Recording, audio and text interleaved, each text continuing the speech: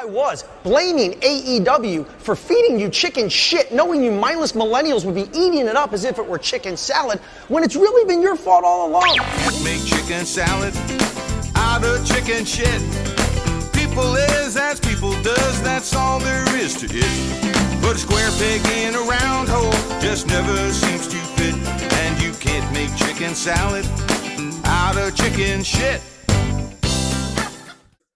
Welcome everyone to Making Chicken Salad, a show where we primarily talk about WWE, AEW, New Japan, Ring of Honor, all of that good stuff. I'm not your host, Lachlan Albert. He's not here. He's on a bit of a holiday where he doesn't hardly ever work, so I don't know why he's on holiday. Anyway, I'm Todd Eastman. I'm normally the guy that's a smart ass on the side. I've had to supplant that position to my co-host for this evening. He is the host and creator of WrestleBrania, Jeff Setti. Thank you so much for joining me, mate. Thanks, Todd. A pleasure to be here. As you know, I was trying to find an angle to come back, so I'm glad Lockie's gone away for a few days. So just so you know, I'm going to be average at best at hosting this, because normally with this one, we go through all these stuff that's happened. And like, you know, because you've been on the show before, I don't do notes when I do interviews. No. So I don't run off any of that. So this will be fun. That's fine, because as Welchie will tell you, I'm an average guest at best. So that's fine. We can meet halfway. We'll be fine, yeah. This will be a well average show. Exactly. That's the ad right there. That's a well average show. Well average show. So your chicken salad will be nice, but it won't have any dressing, and the chicken will be a bit dry. There you go. You wouldn't send it back, but no. It makes you all right. Yeah. So what have you been up to, mate? Well, I've been obviously, and I've been planning our next season. So we've got some stuff coming up soon. But excitingly, and one thing I want to talk about, and we can talk about it now or later, the Renegades show. Renegades of Wrestling had their second show. You want to talk about it now? Or? Yeah, get into it, mate. Let's crack along. Awesome. It was a terrific show. They're crowning their first champion, and they're taking their time in doing that, which I always like. I don't think a tournament should be quick. I'll just run through the results for you quickly. The Bastard Brothers of Cracker Jack and Gore defeated SGB of Levi Nixon and Sam Yanis. This was a fun little match. You always knew that Crackers and Gore were going to win, and they did a really nice job. Amber from the Dominion from Purgatory, faced Chanel Phoenix from the Dominion of Violence. It was a very, very quick match, but I really like Chanel. Everything Chanel does means something. So she's got a big future. And then afterwards, she called out Delta for the next show in July, which will be back at the Ukrainian club in Essendon, which has it's been a while, and they're calling that the Renegades Arena. So that should be a bit of fun. Yeah, giving it a home and giving it a real sense of belonging. Rat Daddy beat Murdoch, and Murdoch's playing a heel in Renegades, and it's working really well. But Rat Daddy is in the second round. I don't think that's the last we'll hear from Murdoch. I think Murdoch will be around for a fair bit. In my favourite night of the match of the night, the big men slapping big meat. Jake Andrew Arthur beat Robbie Thorpe, and that was a banger. Jake's improvement has been quite incredible, and he's part of what was it called? He is part of the Dominion of Violence as well. So there's a nice little heel stable that's being built there. Shazza McKenzie beat Lena Cross to advance in the Renegades Women's Championship tournament. This was also really good. Shazza, she puts on great work. She's a wonderful character to watch, and it unfolded nicely. There was a short break, and then Lockie Hendricks beat Matt Hayter in what was my match of the night. It was probably the equal match of the night. They were great. They both have such strong characters. It's good to see Lockie working face again. Few kinks to iron out, but he'll get there, and he'll be a huge face for the company once again. And you can put Matt Hayter against anyone, and you're going to get a good match. You really are. Aisha beat Kingsley, hometown girl. Aisha is a heel in Renegades and does it very well. She's got a big future, Aisha. She's primarily a heel. in PCW too, isn't she? So it's sort of Yes, she's a heel in PCW. And Kingsley is Kingsley. Kingsley's rate of improvement, much like Jake, is quite incredible. I last saw Kingsley a couple of years ago, and she was a bit stilted and wooden, but now everything flows so well, and she's got a really strong character to kind of fall back on. And I think I was going to say Kingsley already had the thing that was the hardest, and that's she can talk. Yeah. So, like everything else, that comes along, but the talking thing seems to be harder for people to learn. And if you've already got that, then you've got half the battle won. Absolutely.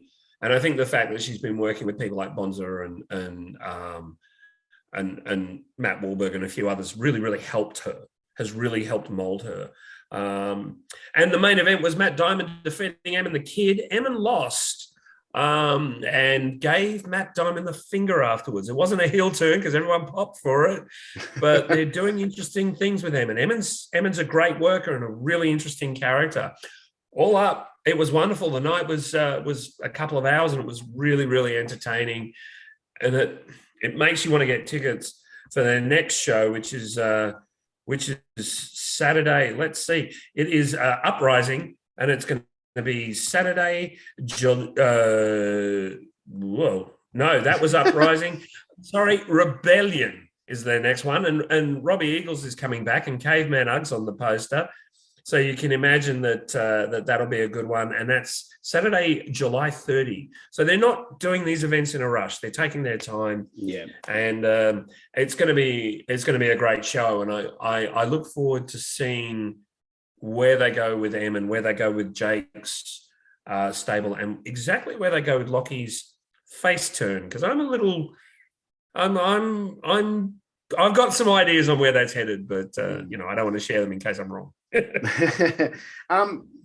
How much does it feel like old MCW? Because I haven't actually seen the show yet, so I've got to get around to doing that, because it will be up on the Australian Wrestling Network. Yeah. They put their first one up already. Oh, the first one was on Fight. I think they might be doing it on Fight, not the Australian Wrestling Network yet.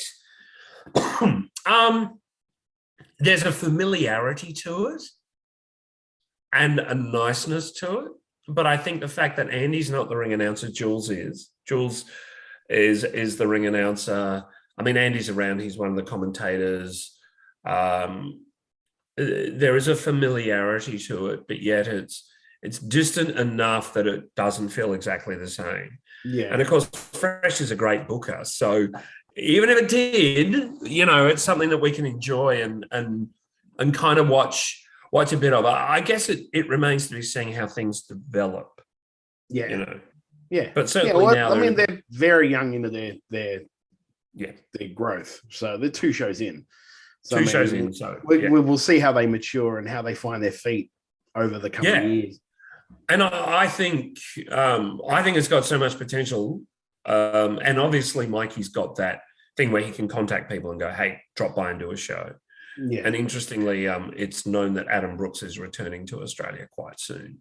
So, obviously the potential there to grab some of these great workers is quite high. And I know that the focus is on in-ring.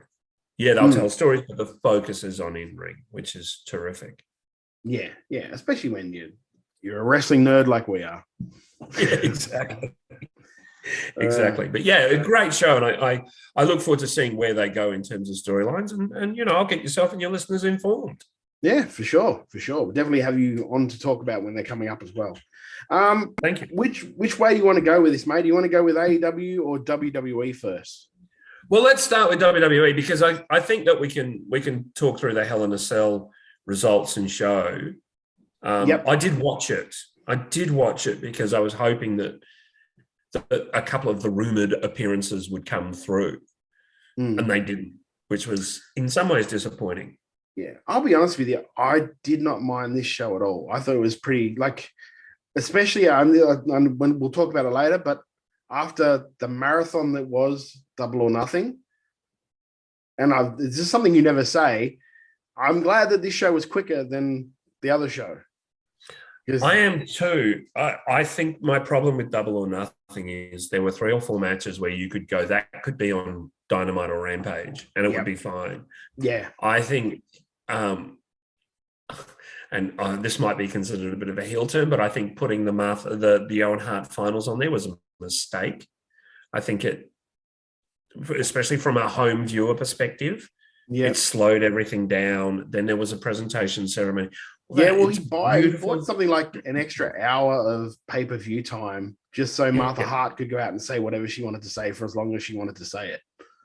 Yeah. So, which is anyway, we'll talk about that when it comes up, because I've got to keep us on track here, because Lachlan will be like, Todd, you're going everywhere. I'll go through the Hell in a Cell results really quickly. Bianca Belair defended against Becky Lynch and Asuka.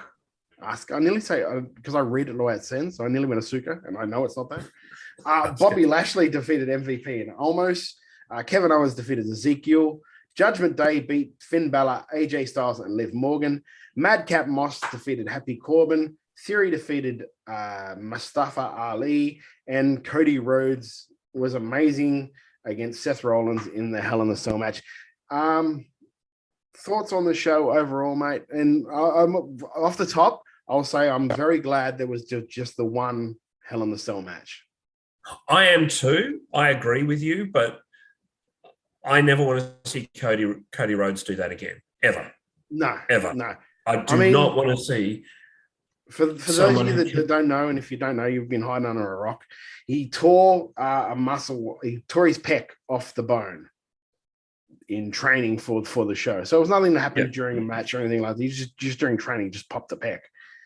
And still wrestled the match looking very purple and bloodied. And the thing is that, and I've watched a lot of, like, you get your commentators, your Dave Meltzers, your Brian Alvarez. I actually watched a YouTube clip from a doctor that was talking about it. He does like all these things and talks about injuries. And he was just like, well, he can't do any more damage to that. It was just a pain thing. If he can not medicate, but if he can handle the pain of what it was going to be going through, there's no thing. The only danger he had at all was that he might hurt something else, like compensating. But he could do no further damage to that thing. It's off the bone. You can't tear it off the bone any further. Again, this is basically what he said. While I agree with that, I think that there's going to be a lot of people who are like, well, Cody worked through that. I can work through this. I don't need to tell the medical staff that I've got this because Cody worked through that, so I can as well. In all federations, in WWE, in AEW, in New Japan. I mean, New Japan, they already worked them to exhaustion anyway. I love New Japan. I'm a hypocrite. But, you know, I think we need to make sure safety first, always safety first. Yes. So while I thought the match was absolutely amazing and excellent heel work by Rollins, he's probably the polka dots. The polka dots had me absolutely losing it, like laughing hysterically. I think I don't want to see Cody do that again. I'd rather see him be happy and healthy. Yes. Saying that, yes, it was a good show from them. There were a couple of matches I just couldn't muster the energy to care about. Bobby Lashley against MVP and Omos, no, just no. Madcap Moss against Happy Corbin. I know it was a good match, but I don't care about the characters. And Mustafa Ali, as much as I really like Mustafa Ali, they're just not doing anything with him. They're just, send him back to catering until you actually figure out what you want to do with him. I will say that I didn't mind Moss and Corbin because I can see that now that they're moving Moss away from this madcap thing to being a bit more of a more serious worker. And I think that's good. I think that's good. And I think he is good in that role as a more serious worker. That was one thing that I wasn't expecting to like. Because Corbin, for some reason, I'm just over watching. I don't want to watch him anymore. Oh, I mean, Moss, I don't mind. But Corbin's been... Sorry, mate. Corbin's been shoved down our throats for the last, 5 years? Yeah. Plus his time in NXT. So you're looking at 7 or 8 years of Baron Corbin. So it's a bit much. I really liked the Judgment Day match. I thought it was smart and fun. I don't like what they did the next night. No, but it remains to be seen how it plays out. Yeah, the only thing I can think of that, and like, because I don't even know how long Edge is going to be out for, because it looks like they're putting him out for a while. Yeah, I think so. Yeah, but yeah, it's main to be seen what they do with it and what they like. There's rumors that they wanted to go with like a bit more of a supernatural tinge to the group, and Edge was against that. Fair enough. That's rumors. I don't know if that's true or if that's what. For me, like this show was like bookended by two amazing matches, like that Bianca Belair Becky Lynch Asuka match. I loved it. I thought this was so good. I thought this set the tone for the whole show. It was so hard for Bobby, MVP, and almost to follow that because it was so good. I think it's the first match I've seen from Bianca where she hasn't waited for spots, where she doesn't look like she's going, I'm going to do this spot next because it's next in order. No, she looked like she was, she's in there with two of the best. Yeah. Let's be honest. Asuka is incredible, has deserved a lot more success in WWE, but clearly having a great time. And Becky Lynch is one of the finest wrestlers in the world. So it was nice to see Bianca actually in the match and part of the match, rather than almost watching things go by and wait for her spot. And yeah, that final Hell in a Cell match is great, but I never want to see anyone with a torn pectoral muscle do that again. No. I mean, you had to know that he's just done this well. Well, this is an integral part of what we're doing. I need to do this. Because I'm sure if he'd have said, I can't, I'm not up to it, they would have found a different way of doing it. They wouldn't have just like you have to do this. They want to. It would have 100% been Cody going, no, this is what I have to do. And it must have been that bad because he came out the next night on Raw and did another skit where he took some bumps as well. Yeah. So, and he took a few bumps at Hell in a Cell. Yeah. But I think for me, because it's an aesthetics injury, no one really wants to see that. And my concern, as I said, is someone going, oh, well, I got hit around the head with a chair by accident the other night, but I'm fine. I'll just wrestle through it.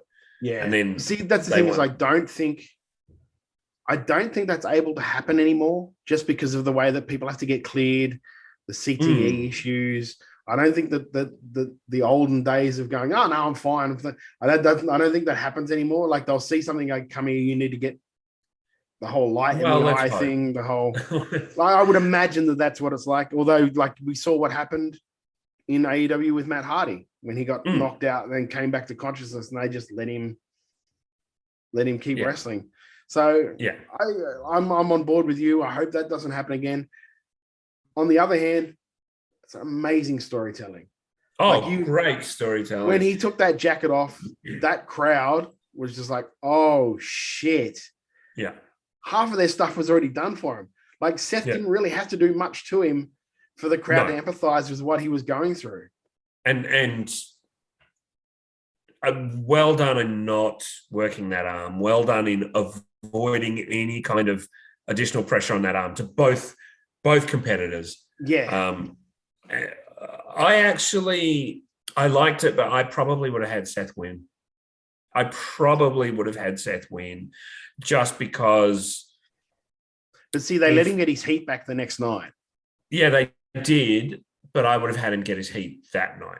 I would have had him in the show by laughing at Cody and winning because he's got that demonic laugh that's great. And he reminds me a lot of Edge, 15 years ago, of that ultimate opportunist type character. So I'd have really liked Seth to have won that. I think the idea behind it is that if they'd have let Seth win, and they could have, it was like the dude's got a torn pec. It's a great reason for him to not be able to win the match. Yeah. I think it might have somewhat halted Cody's. Do you know what I mean? True. Like now everyone's like, oh my God, what a performance. Yeah. He's over. Like when he comes back, he's going to come back like when Hunter came back after he tore the quad. That's what he's going to come back like now. I don't know if that would have been the same if he'd have lost that match because they would have had to revisit him and Seth again. Well, it's 9 months. I think they're going to revisit him and Seth anyway. I don't think there's no way they're not because I think it was planned for a trilogy. Yeah. I I think the way it's going to go, like they're saying 9 months. I'm saying he's back in Rumble. I'm saying he wins the Rumble. Unless they've got something, unless they've somehow signed The Rock to come in with Roman, he's going to win the Rumble. And then it'll be Seth and him leading up to WrestleMania. Yeah, I think Seth will win I think someone will win the title off Roman, then Seth will beat that person. Yeah, I can see that. I can see the logic of that, and that makes sense. I agree with you. I think he'll be out until Rumble. I think he'll be a mystery entrant in Rumble. Yeah, he has to. That's the only way that, like, I think 9 months, I think they're taking a very precautious, like, diagnosis with that. And they're going to say 9 months to work the fans. Exactly. Because Rumble's a big event. Yeah. Mind you, what we're suggesting is that WWE books things in advance. You know, that's a silly thing. That's a silly thing. Very true. All right, we'll go through some news on WWE. Like I said before, Cody Rhodes will miss 9 months after the pec surgery. He underwent the surgery to reattach his right pec on Thursday. So he's already come out of it and all of that stuff. Edge, of course, is out of Judgment Day with Finn Balor taking his place. Claiming now WWE claiming storyline-wise that Edge suffered a non-displaced orbital floor fracture. Now, one of the interesting things is, if you listen to the Edge and Christian podcast way back when they were talking, Christian asked Edge who he wanted to work with if he ever got back in the ring, and number one on that list was Finn Balor. So I imagine that it's building to probably a series of matches, and then I imagine that Edge will be pinned by the Demon. Because the Demon's gone away for a long time. It's time we see the Demon again. Especially if they're gonna go with Judgment Day being a bit of a supernatural, that fits perfectly. Yeah. Fits perfectly. Paige is leaving the WWE. That we didn't know that she was still there, but there we go. She posted up something today saying she will most certainly be in the ring again. Paige's last day with the WWE will be July the 7th. It's shocking that she has been on their books for so very long when they cut so many people. I think they've just let her contract run. I think they felt the need to look after her because they were putting her in the ring with a lot greener talent, which led to her injury. I think that they also felt guilty because of the personal aspect of her career and her personal life across the board. Like they introduced her to probably the worst human being on the planet. And, you know, it just really messed her up.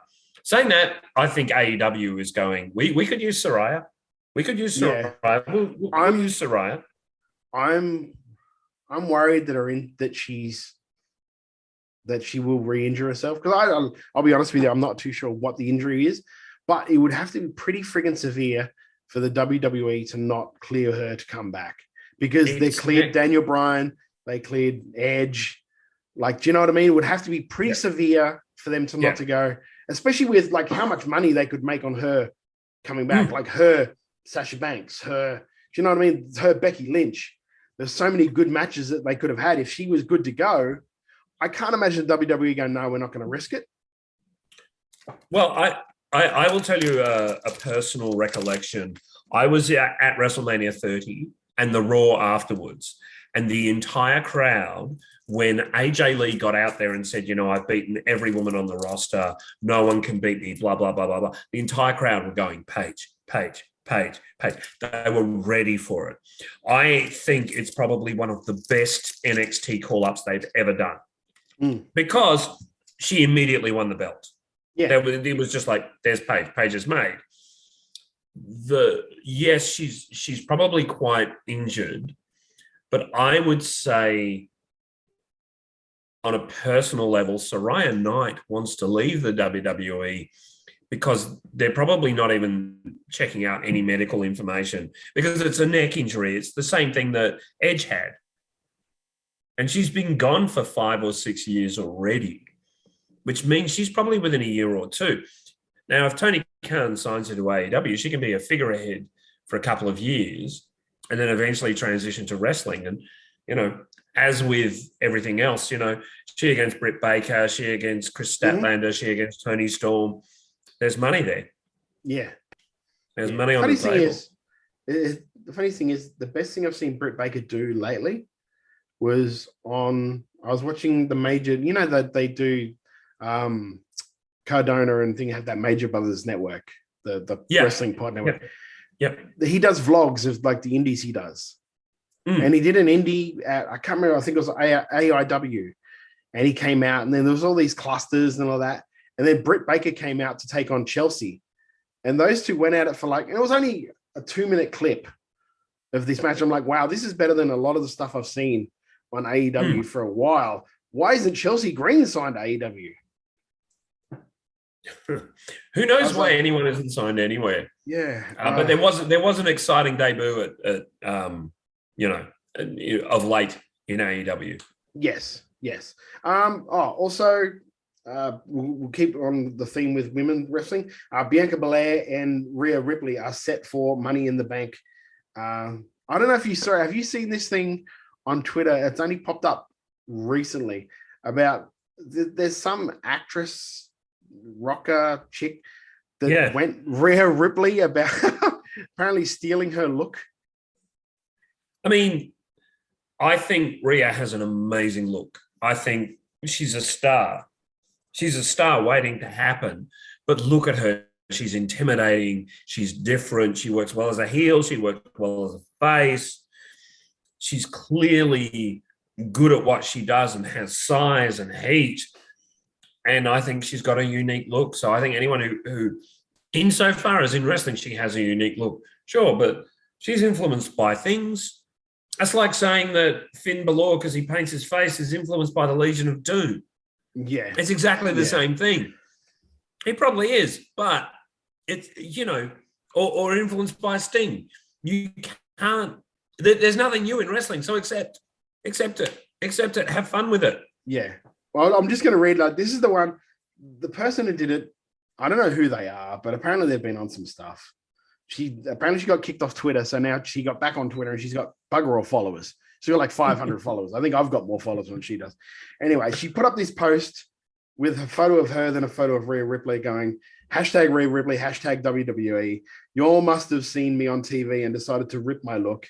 I've had this tattoo because she's got now Rhea paints that thing, the scales of justice. Yeah. Yep. I've had this tattoo for 3 years. You all gave her the same tat/look as me, but don't have her walk out to my music.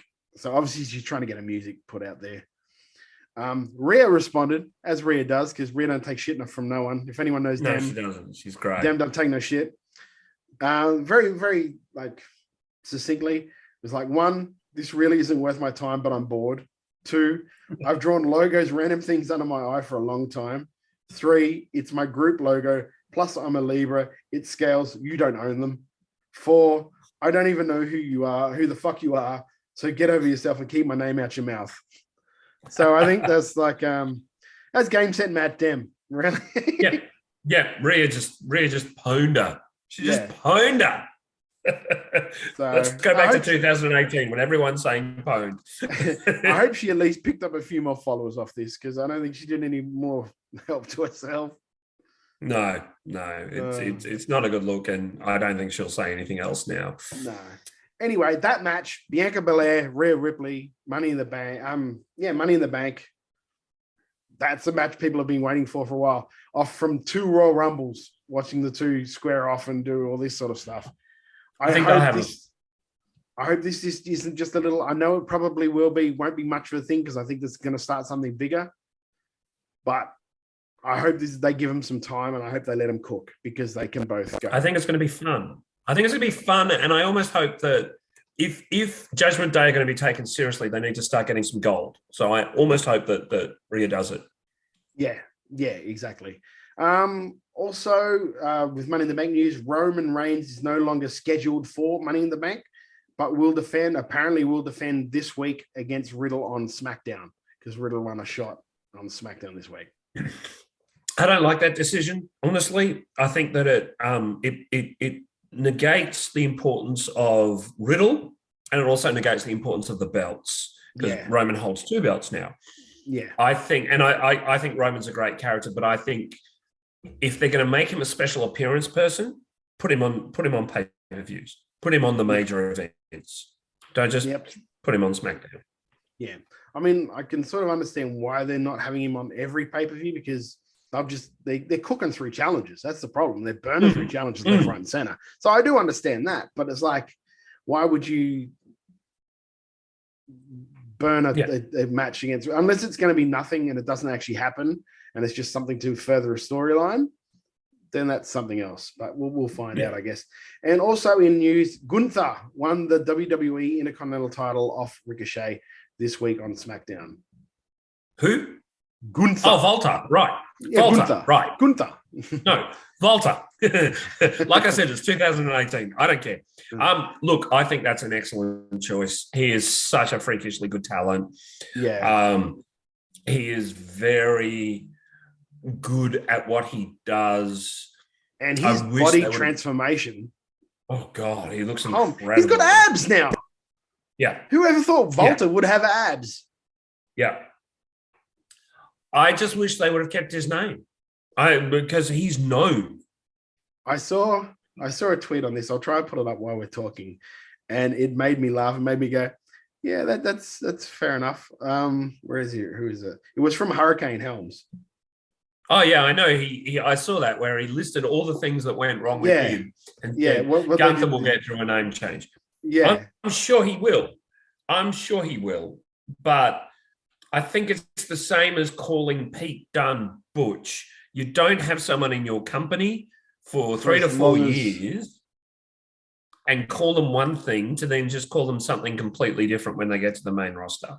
Yeah, here it is. He goes, Hurricane Helms, right? In my WWE TV debut, I lost my name, my gimmick, my entrance song, my finisher, and my WCW Cruiserweight Championship all in one night. If I survive that, I think Walter will be just fine. I think he will too. I think they're very high on him. They're very high on Walter. Yeah. So, yeah. Oh, yeah. And he's a once-in-a-generation talent. And I know that's an overused expression, but there is no one on the planet like Volta. No one. No, he's got that old school reel about him. Yeah. That I love. Yeah. And it's what makes me want to watch him work, because he's just that little bit different. He's that little bit more real. Yeah, I agree. I'm always excited when I know that there's a Volta match on the card, or I read that there's been a great Volta match. I think they need to put him on major shows now.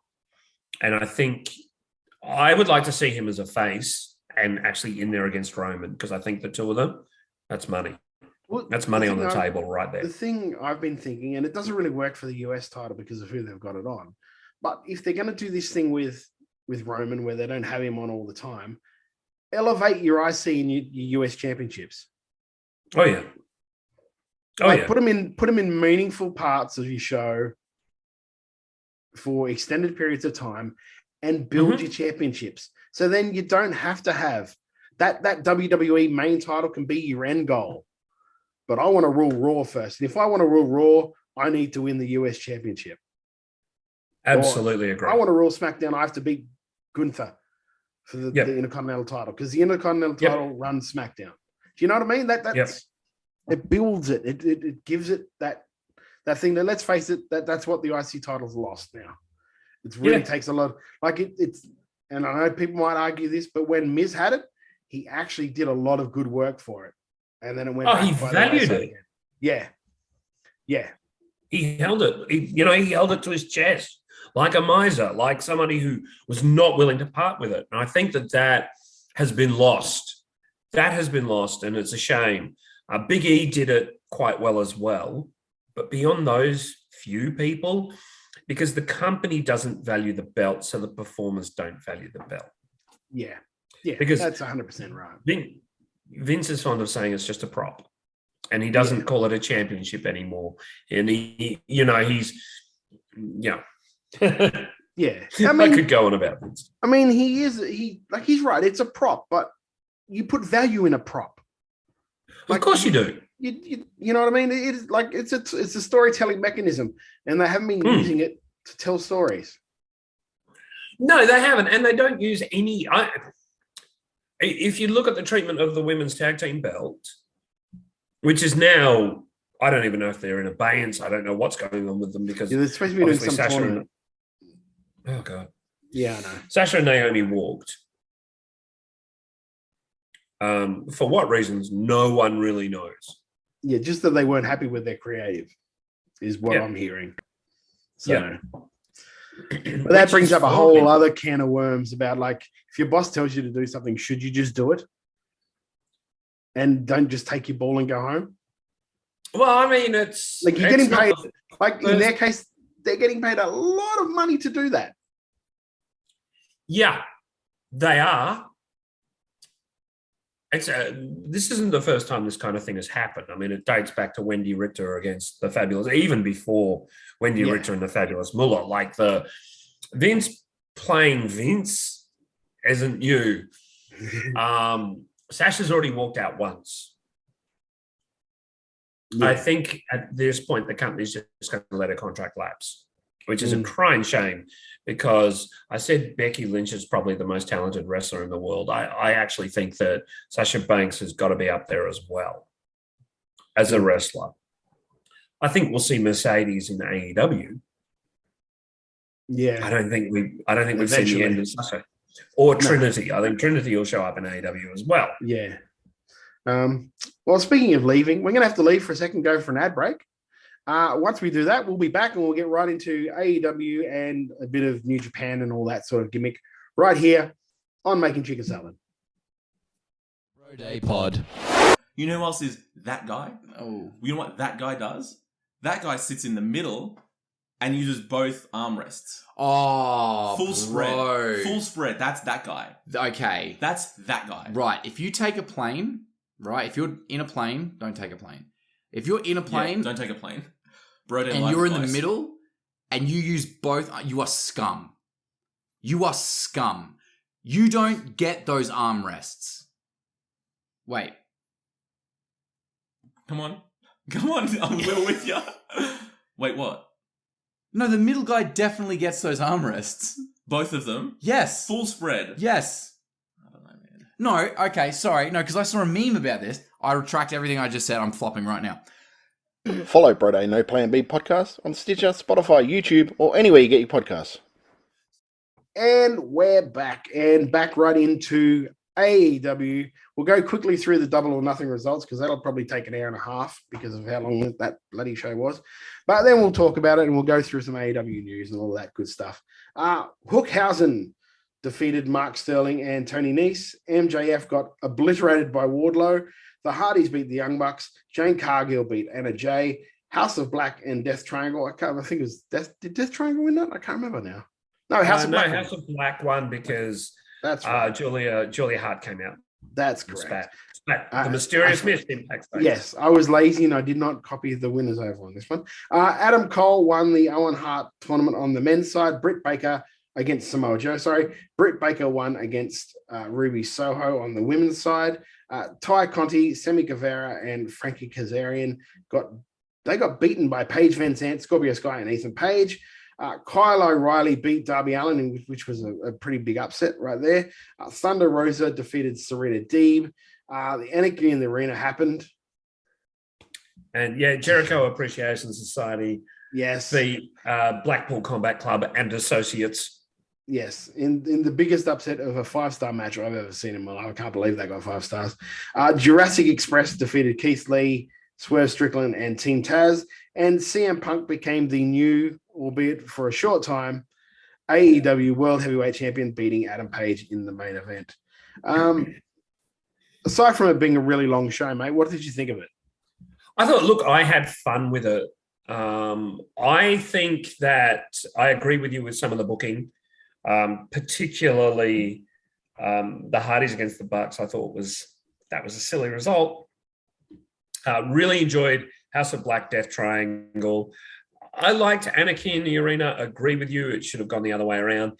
And why the hell didn't they give Keith, Swerve and his glory, the tag belts, because they are so ready, and now they're going to split them up by the looks of things. They've split them up. They everyone talks about WWE not keeping teams together. That team was together for a month and a half.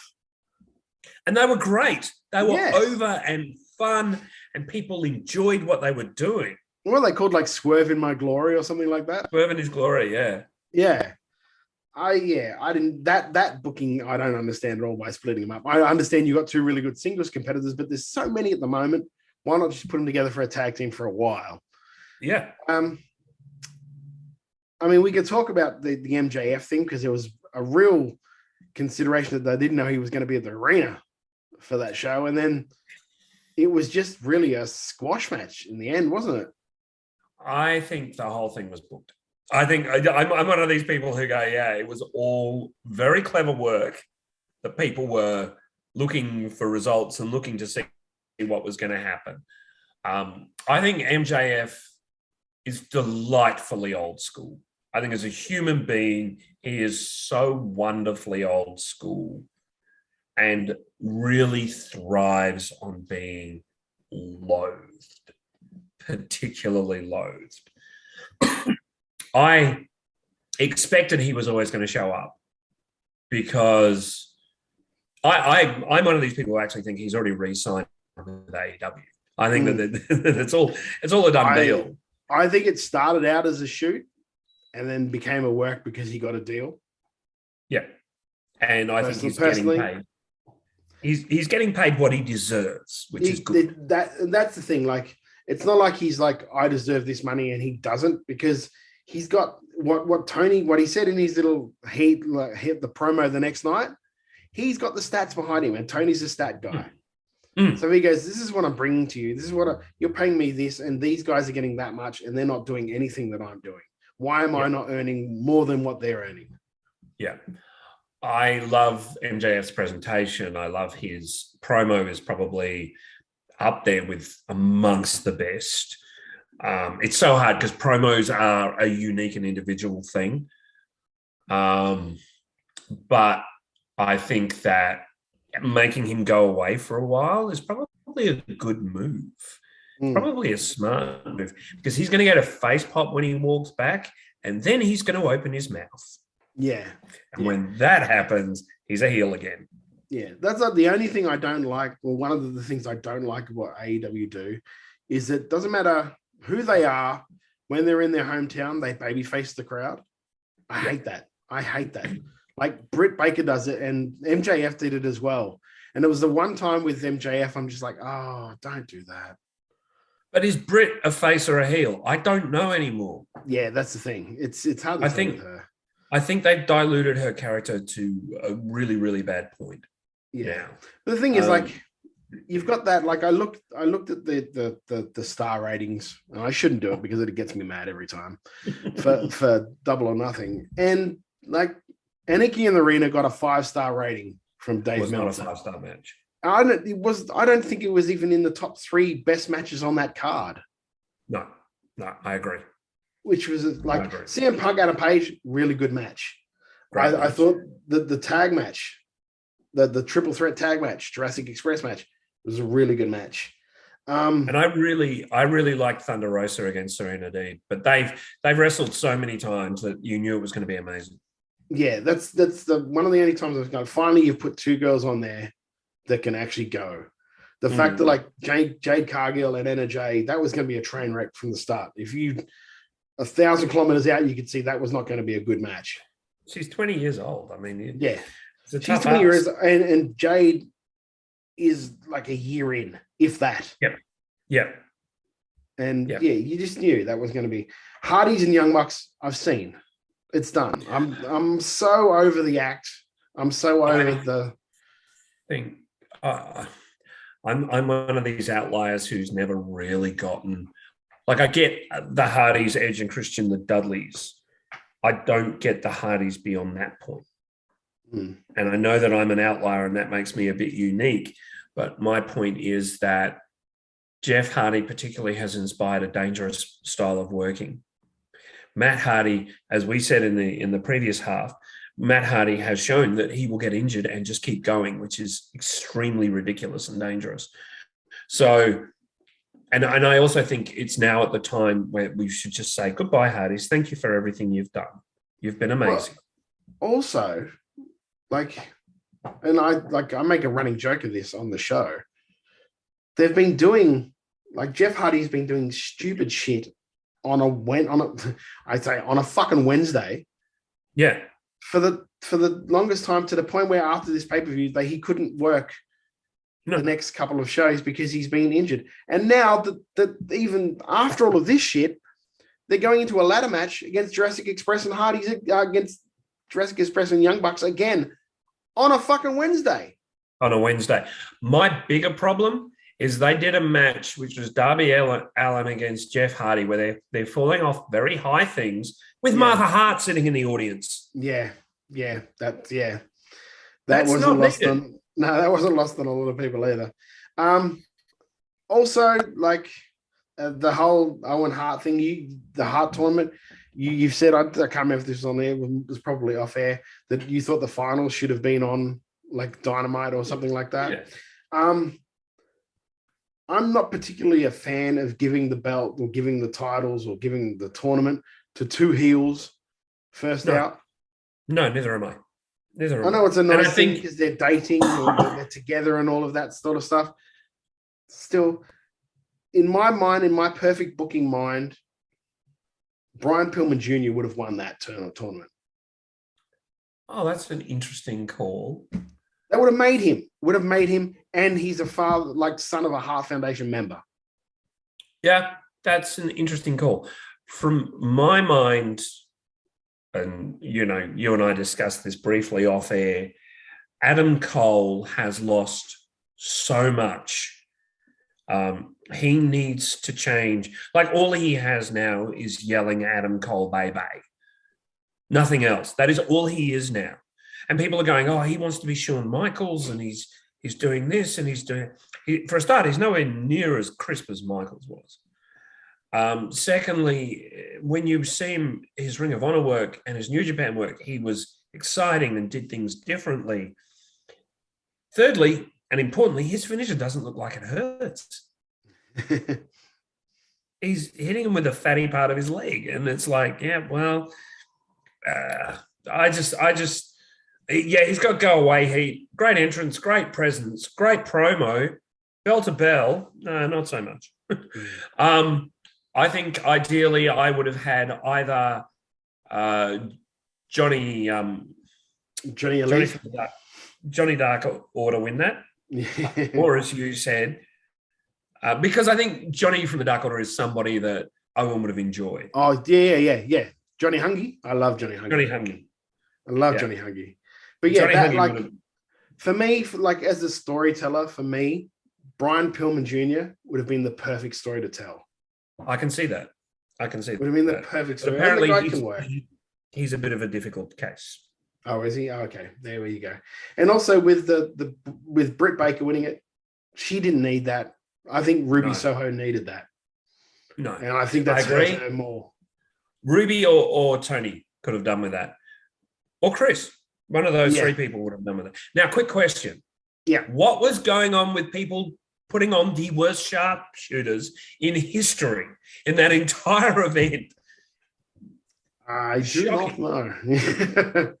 They were the worst looking sharpshooters. You've got Sting there, mate. Sting could have taught him how to do it.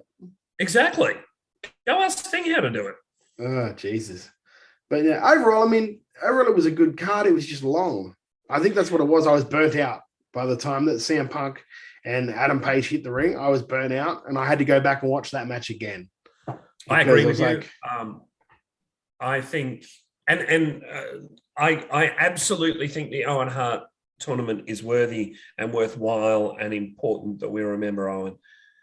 However, I don't think it needed to be as part of that pay-per-view. No. If they do it as a Dynamite special. I was going to say, do you know what would have been good? You know how they do those Battle of the Belts? Yeah. Why not make that as the final? Yeah. It's a special on a Saturday night or whatever it is. That's your final. I understand completely where you're coming from for that. Because if you're going to do it, if you're going to have a final on the night, you have the semis on that same night. Yep. Because then you can tell a story through the show. Absolutely. And I also think that Martha being there and just being part of the pay-per-view doesn't make it as special as it would be if it was something that led up through a whole show. So a whole show storyline. Yeah. So, You know. but overall, it was a great show. It was just too long, in my opinion. That's just minor quibbles. I also would have cut probably about 6 minutes out of Anarchy in the Arena and reversed the booking. I would have had Eddie. I probably would have had everything up to when Danielson and Moxley had those two guys in their submission moves. I would have had them tap at that point. Yeah, but like looking at it, if I'm just looking at the card from a thing, O'Reilly and Allen didn't need to be on there, and neither really did House of Black and Death Triangle. That's nothing against those guys. No, it just didn't need to be on the card. No, I agree. For me, it was that one, as well as Ty, Sammy, and Kaz against Paige Van Zandt, Scorpio Sky, and Ethan Page, which is a nice comedy match. I get what they were doing, but that would have been fine as a main event on Rampage. Yeah, especially since they haven't really built up that it was Paige Van Zandt's debut at all. Yeah. Really, you would have thought she'd just been hanging around for months wrestling. And she was green as goose shit, but that's she really was.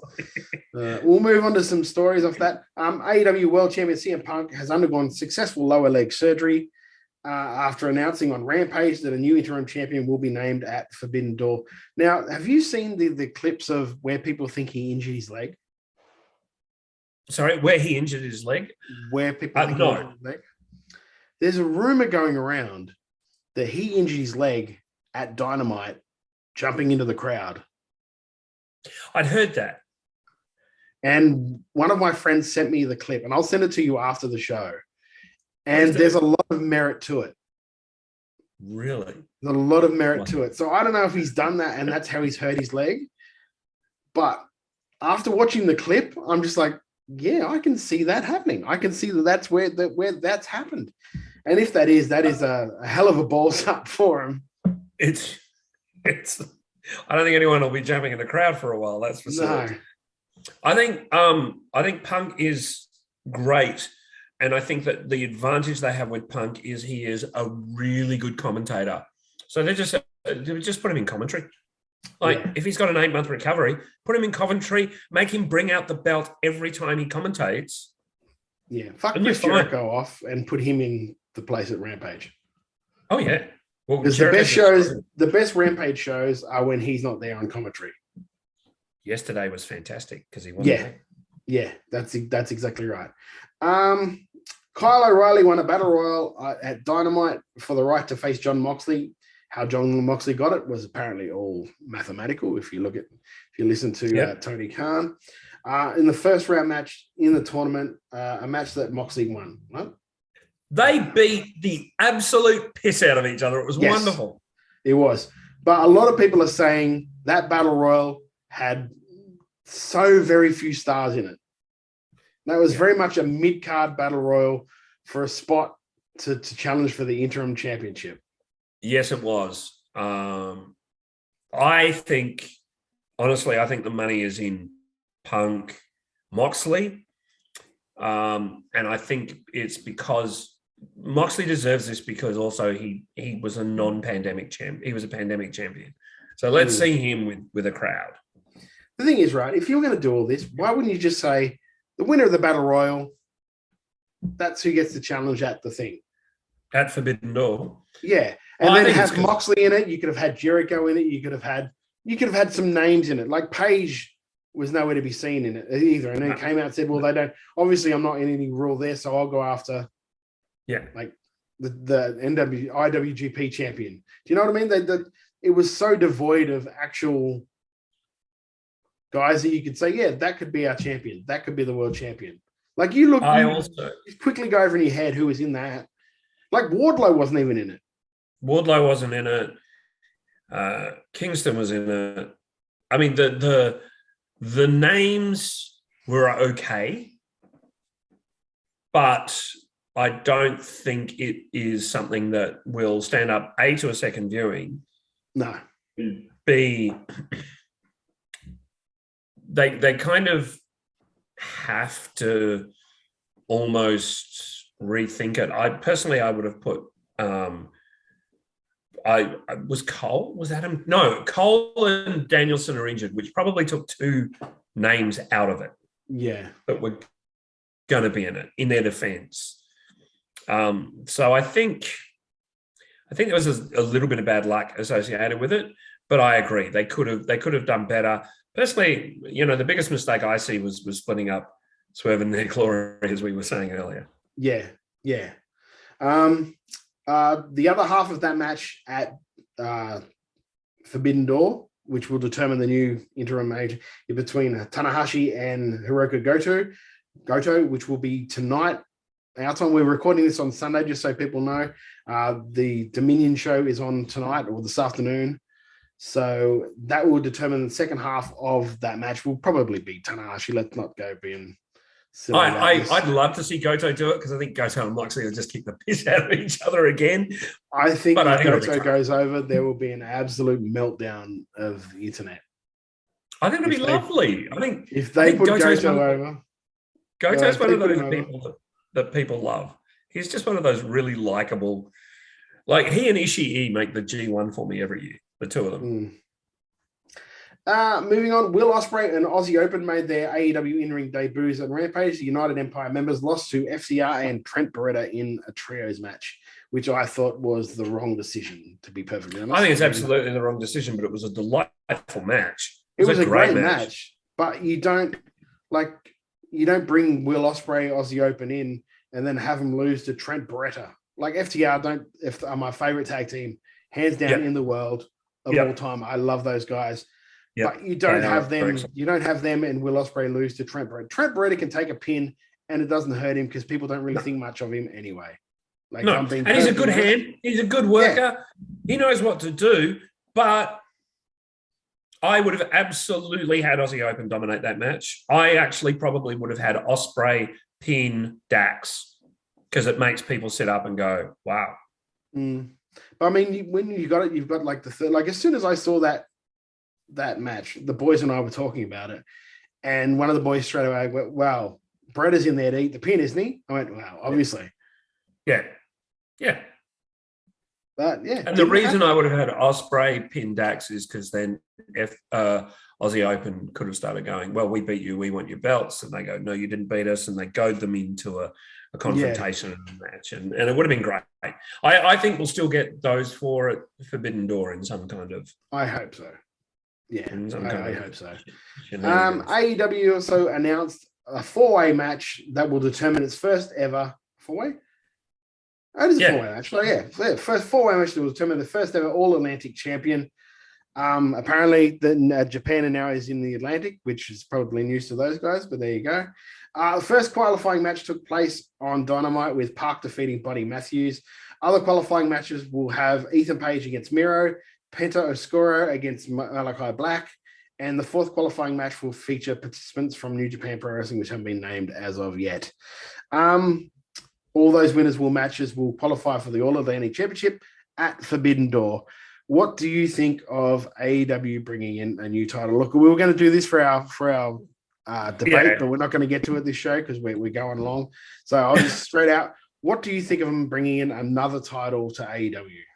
Oh, look, I think I would have liked to have seen a trios tag title introduced next because they have a lot of great trios.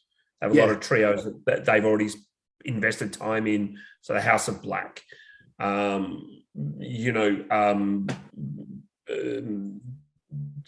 Death Triangle, Hardys and one other, Young Bucks and Brandon Cutler. There's so many trios. The Undisputed Elite. Like you could go on and on and on, and you could either put people in a trio or manufacture a trio for them. But I think I'm reserving judgment. It sounds like a cop-out, but I'm reserving judgment to see how it's used. If it's used to establish AEW as a touring brand, yes, great. If it's just used as another belt in a show that already has 5, 6 single belts, if you include the Ring of Honor belts, plus a tag belt, 2 women's belts, so on and so forth, then it's 2 tag belts. 2 tag belts if you count the Ring of Honor ones. That's right. So I think that yeah, great, good idea, but let's see how it's going to be used. If it's used to introduce touring, sure.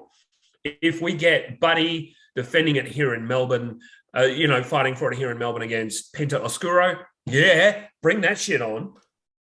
But if you don't, then it's just another belt. By the way, Buddy against Park was a wonderful match. It was great. Like, this is like the thing is like it is nothing against the matches on AEW. No. Like aside from the fact that I think a lot of them go like 5 minutes too long.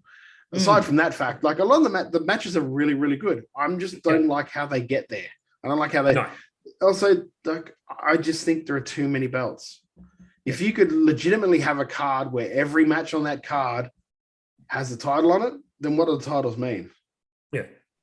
Someone said it's like the Western States Heritage title of old WCW, which really didn't mean anything. No, it was like the European title in WWE. That never meant anything because there was so many titles. They didn't need that many titles. No. They'd like. I largely agree with you, but I want to see how it's going to be used. So we have all that. That pretty much wraps us up for AEW news. So what I'm quickly going to do is run through tonight's Dominion card. So it would have already happened by the time you listen to this, but we're just going to talk about it anyway because that's what we do here. The full card at the moment is Kazuchika Okada against Jay White for the IWGP Heavyweight Championship. Hiroshi Tanahashi against Hiroki Goto. I'm going to kill these names. For the interim AEW Championship Eliminator match that we just talked about before. Juice Robinson has been stripped of the IWGP United States Championship. So Sonata will take on Will Ospreay for the vacant title. Tama Tonga will take on Carl Anderson for the Never Openweight Championship. Chase Owens and Bad Luck Fale will defend against Jeff Cobb and Great O'Khan for the Tag Team Championships. Evil Show and Yujiro Takahashi, I should just say their last names, take on Zack Sabre Jr., Kanemaru, and El Despy for the Neverweight Open 6-man championship. This is why I get Lachlan to read all these ones. Shingo Takagi against Taichi for the Provisional King of Pro Wrestling 2022 trophy. That is a match where it goes for 30 minutes, and whoever gets the last pin in that match is the winner. So they can be pinned all the way through the match. Why you would go for pins all the way through is beyond me, but we'll find out how that goes tonight. Naito, Bushi, and Takahashi take on Phantasmo, Ace Austin, and Taiji Ishimori. And TJP, Francisco Akira, and Hanari take on Taguchi, Master Wato, Hiroshi Tenzan. That's in a 6-man. And Toru Yano takes on Doc Gallows.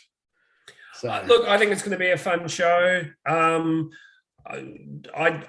think that Okada's going to keep that belt. I think absolutely he's going to keep that belt because that's where the story is. And as we said, Tanahashi's going to win. I'd love to see Sonata win the US title. I really would.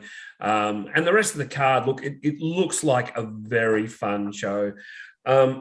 Despite not being what they once were, I think New Japan still run excellent major shows. They're big shows. They're always a good time. They're always very easy to watch. Okada and Jay White have amazing chemistry. So I think we'll have a series of great matches tonight. I think that the rules for the Japanese rules of not being able to clap or cheer has really hurt them. And now those rules are lifting, and now that they can get the overseas talent back in, I think you'll see New Japan turn around again. Yeah, I agree. I think the G1 this year is going to be fantastic because there will be a lot of people from AEW there. I think Forbidden Door, we're probably going to look at Bryan Danielson against Zack Sabre Jr. in what will be amazing, flat out amazing. We're 2 weeks from that show, and that's the show I'm anticipating most highly. I think it's going to be a good show. I think Dominion will always be fun, and I think we can expect a surprise or two. I think someone's going to show up. Yeah, I think I've got a feeling that Juice Robinson's going to show up and do some fuckery in that match. So we'll find out exactly what's going on with it. I think that's going to happen, and I think someone from AEW is going to show up and challenge. So I think that Mox is probably there to challenge at the end of the main event. Yeah. And then I think I would be surprised if someone else doesn't show up. Danielson's concussed, so it's perfect to just have him come out and do a bit of back and forth shoving with ZSJ. It's going to be fucking great. It's going to be a great time. Yeah. Before we go, mate, chicken salad, chicken shit. What's your chicken salad for the week or for the however long? My chicken salad for the time period is actually probably MJF's work shoot promo. Because it has people going, is it real? Is it fake? Is it real? Is it fake? And that's what everyone wants in wrestling. So for me, that's my chicken salad. But we've had a bounty of chicken salad. It's been a good time to be a wrestling fan. Yes. Even the NXT show on the Sunday before Sunday our time. It was a good little show. It was a really good show. It was one of those shows too. I was actually going to make that my chicken salad because it was one of those shows that you don't need to have watched all the shows because they gave you a nice little update about what was going on. So it all sort of meant something to you when you watched it. What's your chicken shit, mate? What's the stuff you didn't like? To be honest, and this is going to make me popular, but Anarchy in the Arena. It was nothing because of the booking. It could have been chicken salad, but the booking made it chicken shit. Yeah, I completely agree with you there, mate. So there you go. Both of us have agreed on the chicken salads.